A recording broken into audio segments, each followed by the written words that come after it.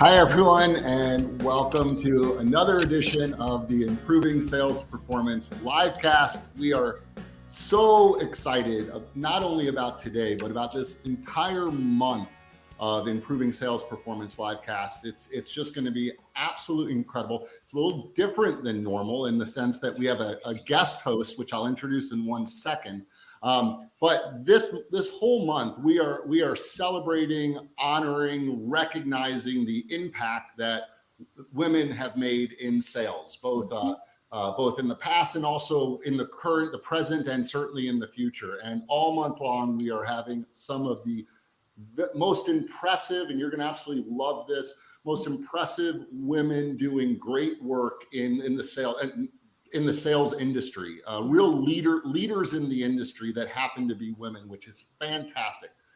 In order to do this live cast justice, we wanted to bring in one of our partners here at the Center for Sales Strategy as our guest host. You've seen Stephanie on the show before as a guest, but today she gets to be a guest host. So Stephanie, welcome. Glad to have you. Stephanie is a partner and a senior VP consultant at the Center for Sales Strategy. And we've worked together now 14 years, 15 years? Yeah, longer? 15, yeah. Forever, a long time. So are you saying we're old? We are. I am. A few housekeeping things. Number one, if you're joining us live, feel free to leave a comment. We'd love to know where you're watching us from. What state are you in? What's the weather like? Go ahead and leave a comment. We always like to see that.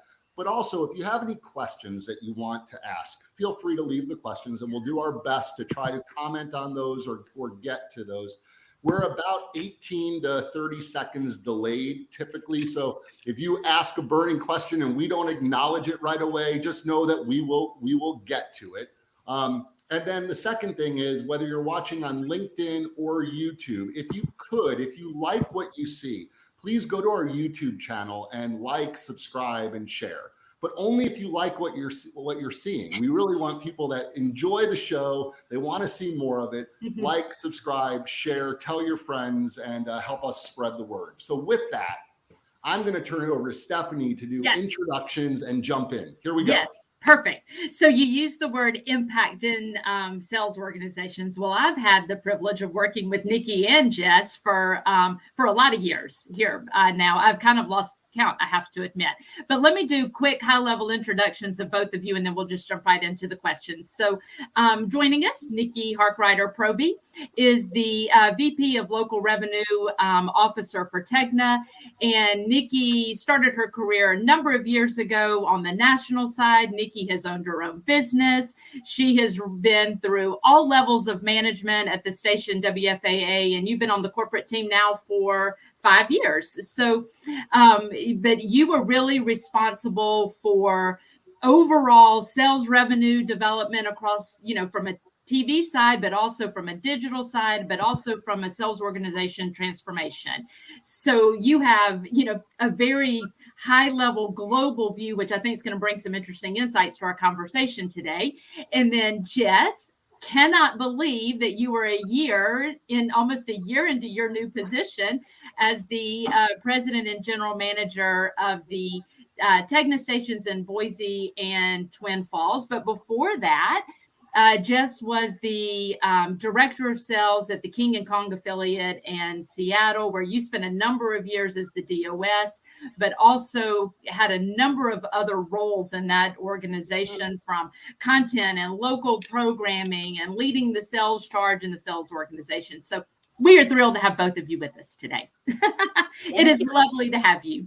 Thank you, Steph. So let's dive in. Are you ready?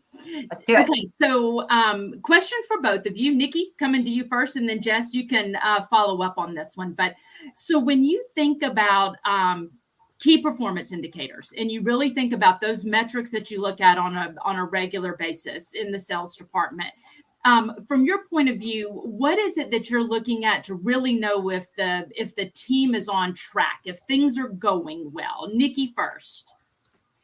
Yeah. So Stephanie, I'll say I try to ask myself, am I looking at the same thing when I was director of sales at WFA in Dallas that I am in this role? And And I know you said bringing that viewpoint of a higher corporate global view, but I did ask myself that, and it's really the same thing. So what's so interesting?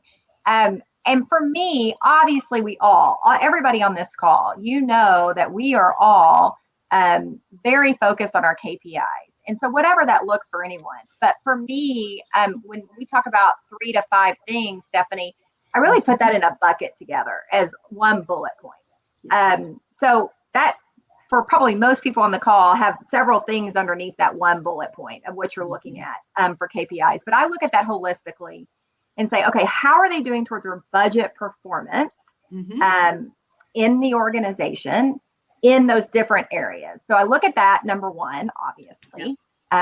Number two, I look also really closely at year over year revenue and advertiser growth. And the reason for that is I'm just a big believer in the long game and really behavior. And if you're seeing year over year revenue growth and number of, for us, customers that you're bringing into the organization, we know we're living out our mission. We know that we're really growing. This year the last 2 years has been crazy to nail a budget the appropriate way. So I really look at that. I look at it year over year, how the line is moving, what the trend looks like, both from an advertiser standpoint and the revenue. I also really look at a sales organization's depth. So, and again, I asked my question, did I do the same thing when I was at WFAA? And I did. I want to see all of my AEs in green. I want to see that everyone, or the large majority of the organization, is seeing and feeling and experiencing success that we see in green. And I just think that that's not only just because I want to see it in green. I want to know that they're experiencing that success. I want to know that they're feeling great about their jobs. And when you really get the depth of the organization, there, and there's a high percentage of people performing, that really leads to a great culture, a great team, a great feeling. So I always look for that, because that's definitely an indicator on the success of the sales organization. And then that goes into the last thing, Stephanie, is I just say feeling. I just came back from Denver, and I just told them I can be on the floor and feel, and that's not a KPI necessarily, but for me it is. I can feel if there's really great mojo, if there's really great feelings. And I just think, we need to love our jobs. I think the passion that comes through to that and how we serve our customers is so important. So it's that feeling as well that I really look at to say, how's that sales organization gelled? How are they performing? But that's really those 4 things that I consistently look for. Yeah. And, to that point, and then Jess, I'm coming to you. You laughed about feeling is not really a performance metric. No, it's not, but it's real. I mean, it is about the culture, right? It's the engagement on the team. It's when you have that feeling of positivity, it's more likely that the team's performing as a result when you sense that in the sales organization. That's a real thing. It just may not be something tangible that we can look at, feeling check. We may need to score that on 1 to 10, right? Jess, what would you add to that? Well, it's so funny because, I wrote down some notes, but that was actually one of the exact same things I wrote down, Nicki, was like that vibe, that feeling you get when you look around the sales floor, you look around at the team, and it's like, are people cheering each other on? Is there good morale? Is there good mojo? But interestingly, it was easier to see 18 months ago when you were sitting, with that team. A little bit harder to see when people are working combination remote in office. But I do notice it showing up even on Zoom calls, and you can tell in that level of engagement, right? Like, are people cheering each other on in the chat? Are they giving each other virtual high fives? Are they sharing ideas? Are they sharing how they got that win? But, the other things I really look at on top of what Nicki said are those really controllable things. Some things are driven by the market. So I look a lot at controllable elements, and I think about business development in broadcast enterprise business and digital, in number of new accounts. And then I also look at account retention, because one of the things I think a lot about is, did we do our job for that client? Did we perform? Did we help them hit their goals? And if they did, I hope they come back. I hope they come back again and again, and we get the opportunity to keep working with them. Yeah. So you use the word mojo, and the importance of that and the feeling of it. But, one of the things knowing, working with you so closely when you were a DOS, you were fantastic at building culture. You did a really good job at making sure the team was aligned and sharing the vision and making sure culture was a focus. And you obviously are still thinking about that even in your role now when you were talking about it's harder over Zoom, but you're naturally listening for some of those opportunities. And we should, right? It's so important. Yeah, I think a couple of the comments that were made, one by someone that we all know really well, John Henley. He's right. And sometimes the things that count the most are the hardest to measure. And it is that intangible. If there was a way to put a revenue number next to the importance of culture, I think we'd all pay a lot more attention to it, right? But it's hard. It's hard to do that. And then someone else said, Amy said, when you accomplish the feeling, the culture, you can accomplish the tough KPIs. And we all know that to be true, but I don't think we can say it too often, right? It's that important. Yeah, for sure.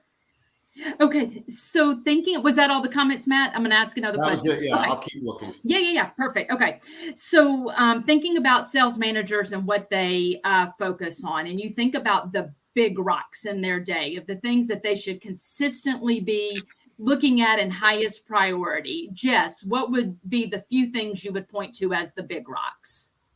I mean, I think the first one is what we just spoke about. It's morale, it's culture. Mm-hmm. So to me, that's one of the big things. It's super important. And while I think, everyone on the team contributes, sales managers have to lead that, right? They have to believe it. They have to lead it. They have to live it.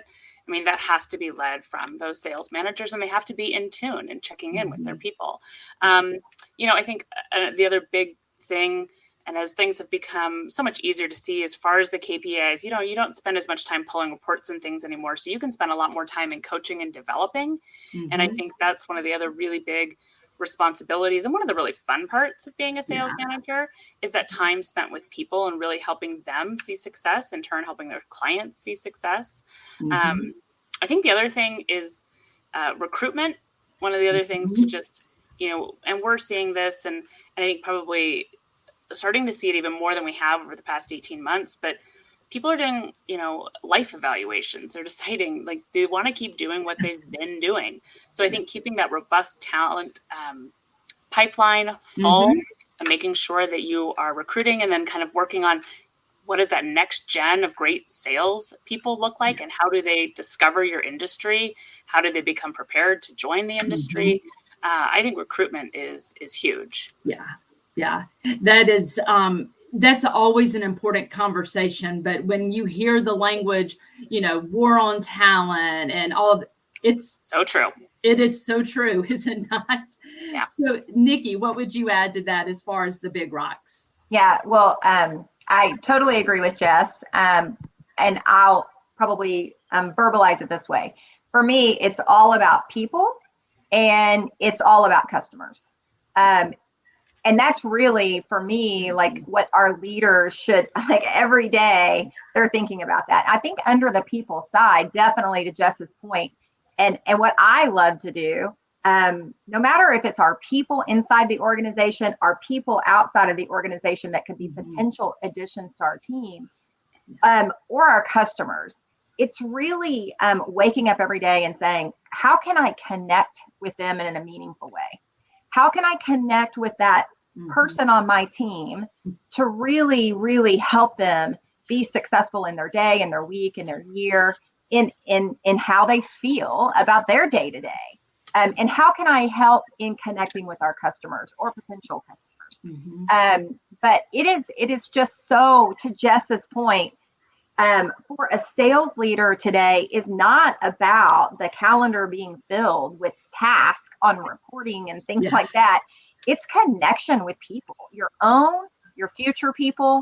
What are you wanting to build, and the customers in which you want to, not only, do business with, but really evangelize what we're doing, why we do what we do. And so I just think that if I can imagine and visualize every sales leader's calendar, that's what it should scream.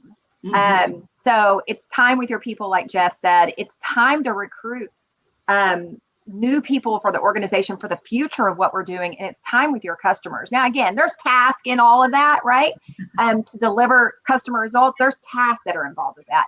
But if it's not pointing to one of those things, then, we're probably missing the beat. Yeah. So let's stay on that for a second. So you made the reference about a sales leader today, the importance of people, the task has shifted. We know the role of a sales leader has changed. I mean, it's changed over the last 5 years. It's changed over the last couple of years, right? What do you think are the really important things that sales leaders, that make strong sales leaders today? That would be one. And what do you think we need in a sales leader moving forward as well? So today and in the future. Is that for me, Steph? Yes, go for it. Okay. So I could go on and on about this, but I think if I wrapped it all in a box and a package together with a beautiful bow, I think the growth mindset. Now, I love that. I love, Angela Duckworth's book that talks specifically about the growth mindset. And people call it mindset, people call it attitude, whatever you want to call it. I love the growth mindset because I think it's so important today. And the reason it's so important today is not only our industry, but the world and the accelerated change that is out there, that if you are not leading with a growth mindset and really influencing your people that you're leading and your organization and the philosophy of that and your interactions with your customers, is the curiosity, the willingness to learn, the understanding that we have to be super agile in this moment in time. And again, I think, Stephanie, that has changed so much. Yeah. It's been changing slightly, but during the pandemic, wow. And I think that accelerated pace of that change is going to continue. So I just think sales leaders, when you're really trying to get the feeling, the emotion, the influence, the backing, if you are not coming to the table with a growth mindset, it is very difficult to keep up. And you got to see all of this change as opportunities, and you have to learn during that cycle to actually capitalize on the opportunity. So I just think I'd put it in that box with a beautiful ribbon, and growth mindset, I think, is just really, really key in so many of the other things that is required out of a sales leader today. I think that is a perfect little box wrapped in a bow. It's really good. So Jess, what do you think are some of the biggest differences from then to now and in the future with sales leaders? The one that I alluded to earlier, but I can't tell you how much time I used to spend pulling reports and then putting those reports, taking all that data and putting it into Excel spreadsheets and then trying to find meaning on all of it and trying to identify trends. It's beautiful. It's all there now, right? Like I've got this lovely dashboard that I can go to, and in 2 minutes, I've got a really good understanding of where things are, of what categories are growing, of how individuals are doing, what our growth areas are year over year, and what our deficiencies are, things that I need to be on the lookout for. So I'm much more able to then take that and find the stories and then start asking great questions. So I think, leaders today don't need to be able to just analyze that data. You don't need to be able to be as great as you used to at all of that, at being able to actually plug it into the Excel sheet and do those types of things. But you need to be able to find the stories in the data and then ask great questions. So I think that's a big, thing that's really important right now. I think one of the other things that's super important is being able to help our people and coach to smart business conversations. I mean, I think you'll be able to talk about sales and sales cycle and closing the business, but really, we need to be great business consultants these days. Our people need to be smarter, more in tune to business trends, more up to date on current events, really understanding what's going on in the world of these customers that we work with, right? So I think being able to coach them and have a really good base understanding of business principles is probably more important than ever in being a great sales manager. Yep. I so agree. And I know that's something that we spend a lot of time on, is thinking about how do we get that level, starts with the talent and the people that we're hiring, right? But how do we really develop them to have those business acumen conversations, and the importance of that, and how much better we do in the sales process when we do have those. I'll add kind of other stuff. One of the things I think about is accountability. So, we were always accountable to our clients, and we would see that if they came back and we would ask them questions about, hey, how did that work? Did you meet, your KPIs? But I think one of the things that with technology that we're better able to do, whether it be as a seller or as a sales manager, is we're better at being accountable to our clients now with some of the tools that we have. Yeah. And I think that can be kind of vulnerable to put it out there and say, hey, did this work? And we can look at the data together and we can see if it worked. But, I think that people have to be bold in that way to really put their solutions out there, check in on a regular basis, continually optimize their solutions for their clients, and really ask the questions. Did it work? And be accountable. So I think, holding our AEs and our salespeople accountable is important. But in turn, we all have to do a better job these days, particularly related to the past, of how accountable we are to our clients, because there's just so many options that they have, so many ways you can go. I'll piggyback on something that you said that I think is really important, that what the job of the sales manager used to be is really a lot about pulling reports. Any of us that used to be in the sales manager seat 5 years ago, 10 years ago, most of our time was spent pulling reports, going around to every cube and go, where you at? What do you got? Right.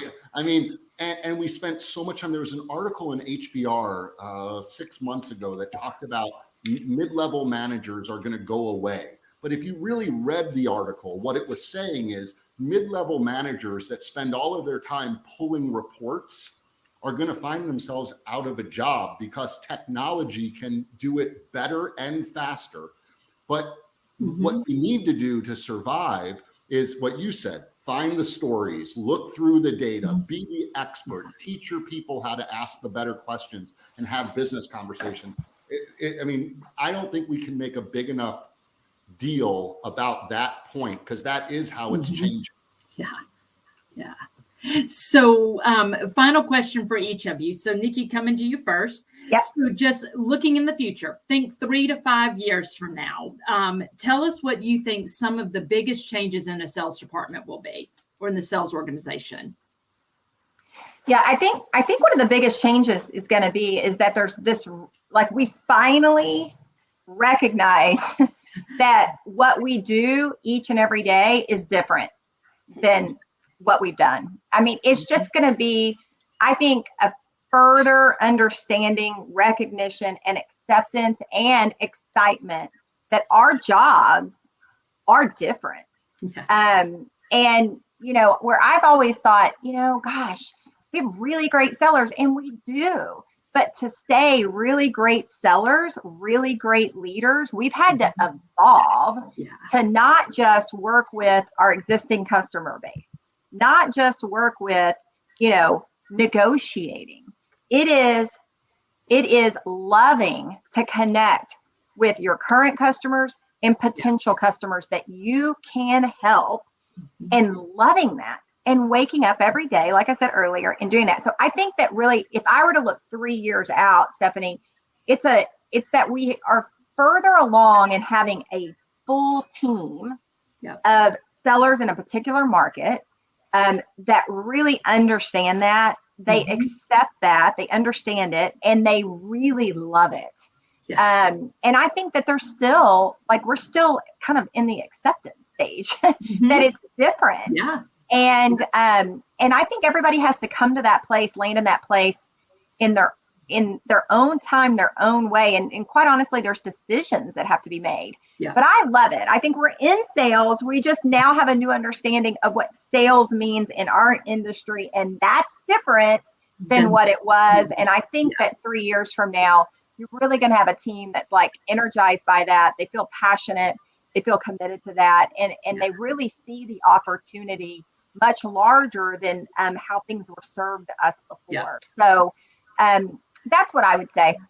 Yeah. And I know you referenced acceptance in this, but knowing you and words you use a lot is how do we accelerate it from here? How do we really accelerate to get to what you're describing in those 3 years? So what would you, Jess, what would you add? I think about the structure of a sales department and how that's changing. And it has changed over the past, 3 to 5 years, but I think it's going to continue to change. And I think if we look at, the way that we're working too, and this blend of kind of like remote and in-person working, and the way we have to serve our clients and our product suites and how those are all evolving, I think that's going to continue to accelerate. I think that the account executives or your salespeople are going to continue to have to become smarter, better business people.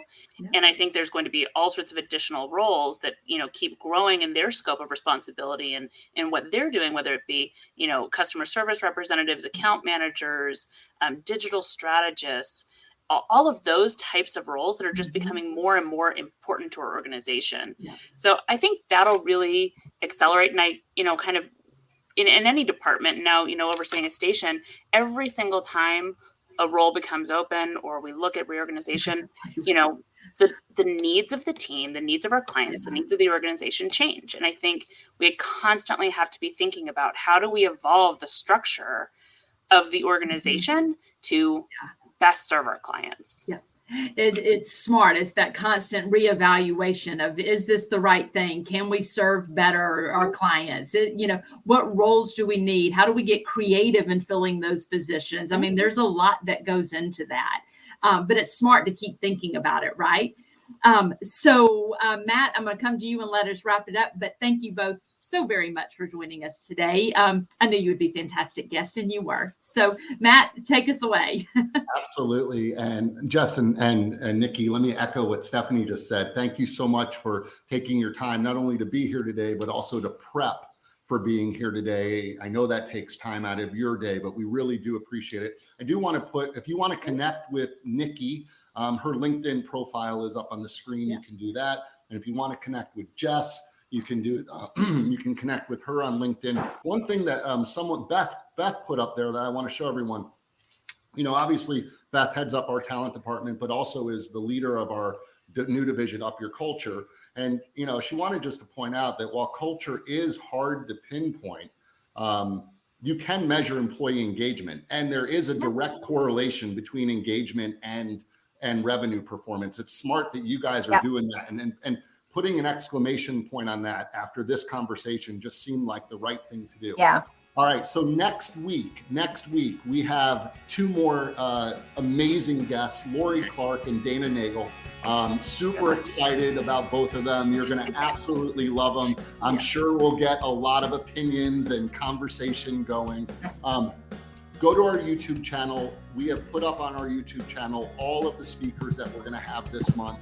They're fantastic. You're going to want to set a reminder so that you can join us each week. And again, Stephanie, thank you so much for co-hosting. This was absolutely awesome. It was fun. And again, Jessica, Nicki, thank you. Have a great day. We'll talk to you guys. Thank you both. Thanks for having us. Yeah.